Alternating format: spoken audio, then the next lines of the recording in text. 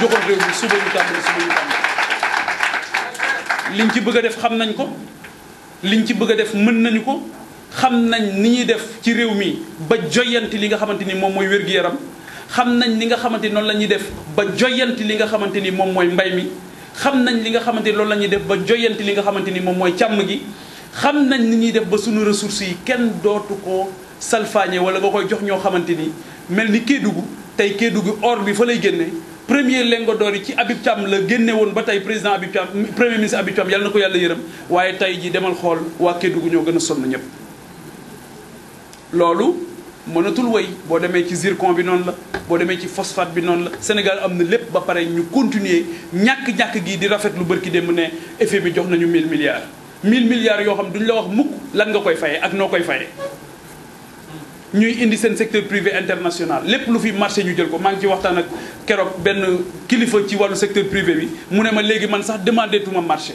léegi damay toog bu tubaab bi ñëwee gagné sous-traité ma lii mënatul wéy c'est pas possible parce que kii doomu réew rek moo mën a partager ressource am ak réewam te loolu gis nañ ne dafa sooxe trop ci Sénégal le secteur privé maa ngi leen di massaw li ñuy daj dara gënu koo métti tey jii pour ñu am marché bu gën a mag sax jafe-jafe la am na ci koo xamante ni keroog dañuy waxtaan mu ne ma dafa doon wax ne dafa bëgg a dafa soumissionné ci benn marché ñu ne ko mais yow dañu seetlu ne entreprise bu mag nga mais mosoo nekk maître d'ouvrage sous-traitant rek nga mos a doon ba nga sosoo ba tey xoolal lu gën a doy waar lool parce que dañ ko confiné ci rôle boobu c'est pas possible loolu mënatul wéy donc le secteur privé na ngeen xam ne aussi dinañ leen taxawu suñu kéem kattan pour am ay champion yoo xamante ni tey waxuma la Sénégal waaye ci biir Afrique la ñuy dem kon loolu mooy li nga xamante ni bëggoon nañ leen ko tënkal ci wolof muy sabab ne sunu taxawaay tey lañ ko gën a dëgëral ngir wuutu le président Macky Sall au palais jàpp nañ ne li réew mi soxla ñoo ko yor jàpp nañ ne li réew mi soxla amee nañ ko jàpp nañ ne li réew mi soxla li ëttu réew mi yëpp soxla li sénégalais de la diaspora yi soxla mooy ku dalal seen xel ba ñu mën a seen njaboot seen xel mën a dal ci seen njaboot ci biir réew mi ci jàng ci faju ci dem ak dikk loolu yëpp jàpp nañ ne tey ñun liggéey nañ ci liggéey boo xamante ni programme bu leer la pour changer li nga xamante ni moom mooy Sénégal nii mu mel ndax Sénégal mën naa dàq lii fuuf ndax lépp am na fi kon njàmbaar ak góorgóorlu ak itte ak xam-xam loolu la laaj tel ñun loolu la ñuy indi te loolu nag ni ma koy waxee tous les jours ci sago lañ koy teg kon ñuy ñaan ay yii ñuy dégg jamono bii ci Sénégal ak xuppante bii ñuy dégg ak teesante bii ñuy dégg ñi ci war a wax nañ ci wax ñi ci war a dox nañ ci wax nañ ci dox ñi ci war a te ñu bàyyi moytu di yokk luy taal ak daay bari na ñoo xamante ni tey foo tijji foo taal fekk leen fa te duñu wax jàmm mukk luy indi ay rek la ñuy xawma lan mooy seen lan moo leen yëkkati ak lan mooy seen yéene ñoo ngi ñaan suñu borom na saxal seen i pexe. Mesdames et messieurs, chers amis journalistes, comme nous l'avons fait quand nous entamions la version wolof, cette minute de silence en l'hommage des victimes de ces derniers jours, qu'Allah les accueille en son paradis. Amin ya Rabbi. Il s'appelle Pape Amadou Keïta et Hassim Diédhiou. 14 ans pour l'un, 35 ans pour l'autre. Deux jeunes abattus à la fleur de l'âge. Deux espoirs de famille brisés. Deux destins écrabouillés. L'un serait mort par balle à Keur Mbaye Fall, l'autre écrasé par le véhicule de ses collègues policiers en repris face à la furie des manifestants. Tous ces deux sont victimes. Tous ces deux destins sont victimes. 8 victimes malheureuses de l'incurie de ceux et celles qui nous gouvernent, de ceux et celles qui veulent briguer le suffrage des Sénégalaises et des Sénégalais. 8 victimes malheureuses de cette polarisation mortifère qu'on veut nous imposer à tout prix. 8 victimes de ces dirigeants inaptes, incompétents, indignes de leurs responsabilités dans ce contexte politique chargé.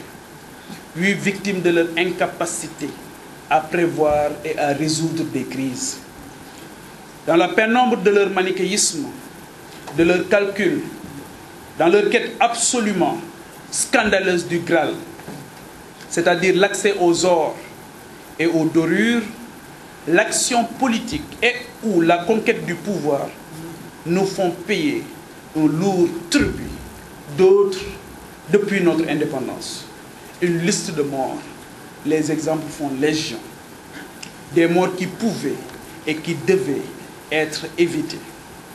Assez, stop, basta, doy na, gassi, mënatuñu continuer di fat nit ñi ci Sénégal. Arrêtons-nous un instant. Trop c'est trop. À côté de ces pertes en vies humaines, mesure-t-on assez l'impact sur la vie des citoyens en termes de transport public, notamment pour l'opérateur public Dakar Dem Dikk, déjà mal en point, qui subit l'incendie volontaire de dizaines de bus. La destruction de biens publics est un coup de poignard au dos des Sénégalaises et des Sénégalais, sur les plus modestes, disons-le clairement. Rien ne saurait justifier ou l'excuser. En termes de perte de quantum horaire, quand on voit la circulaire de l'inspection de Ziguinchor suspendant les cours pour une semaine, on est où? Même l'éducation de nos enfants, de vos enfants, n'est pas épargnée. On marche sur la tête. Quid de la santé, avec de nombreux malades cloîtrés chez eux, faute de transport et en l'absence totale d'une vie économique.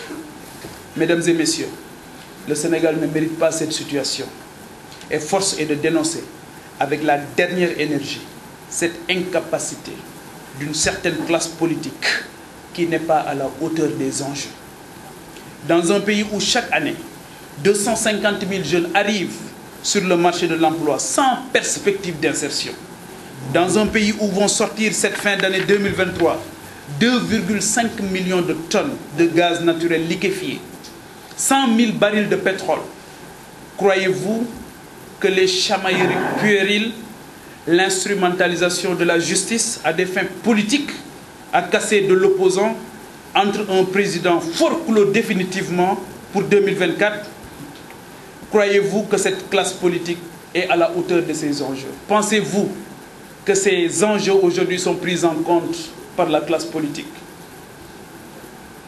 Non, non et non.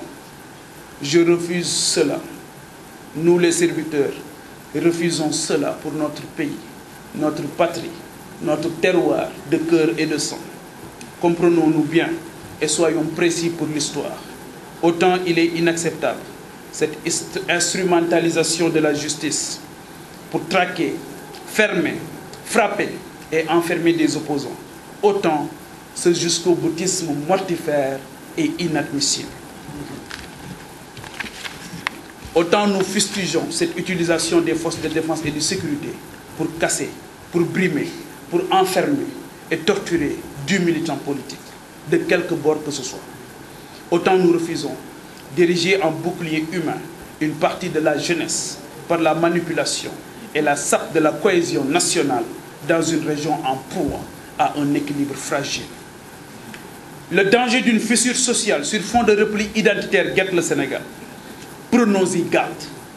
Dangereusement, on fonce dans le mur. Arrêtons-nous avant que l'irréparable ne se produise. La justice, pilier essentiel de l'état de droit de la République, que dis-je, du contrat social, doit retrouver ses lettres de noblesse. Et aujourd'hui, avec tous ces dossiers sur la table du procureur, des juges, cette justice est challengée. Cette justice est mise au défi aujourd'hui et doit prouver toute son indépendance. En étant moins inéquitable, en inscrivant son action dans la recherche de la vérité, la seule dans son temps, sans influence ou agenda politico-politicien. De même, il ne saurait exister dans une république, à moins qu'elle ne soit bananière des catégories de citoyens différentes. Et aujourd'hui, il est dans l'obligation de la justice de démontrer que les citoyens naissent libres et égaux en dignité et en droit. C'est cela la vérité. Les arrestations arbitraires doivent cesser immédiatement. Les quelques 500 personnes embastillées ces temps-ci, souvent des jeunes à la fleur de l'âge, des espoirs emprisonnés, des talents bâillonnés, des énergies claquemurées. Bref, un Sénégal garrotté. J'interpelle la communauté internationale, les amis du Sénégal, à jouer leur rôle et à alerter l'opinion publique internationale sur les graves risques de basculement qui guettent notre pays, qui reste un phare dans cette Afrique subsaharienne. Ses partenaires doivent parler et agir avant que cela ne soit trop tard. Personne, je dis bien personne, n'a intérêt à une déstabilisation du Sénégal. Dans ce contexte géopolitique mondial, je conclus hélas pour évoquer encore ce grand drame qui a frappé récemment notre jeunesse.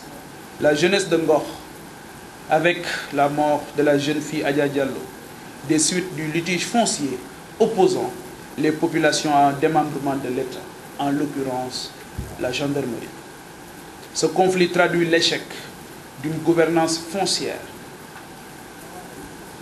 de la politique foncière de l'actuel régime, qui a montré son incapacité et ses limites objectives à permettre à ces jeunes Sénégalais de disposer d'un toit décent, mais aussi de disposer tout simplement d'espaces collectifs pour leur épanouissement. Son impéritie, son grave échec, j'y reviendrai avec des propositions fortes et concrètes lors de nos échanges futurs. Un peuple, un but, une foi. Vive la République, vive le Sénégal, vive le Merci.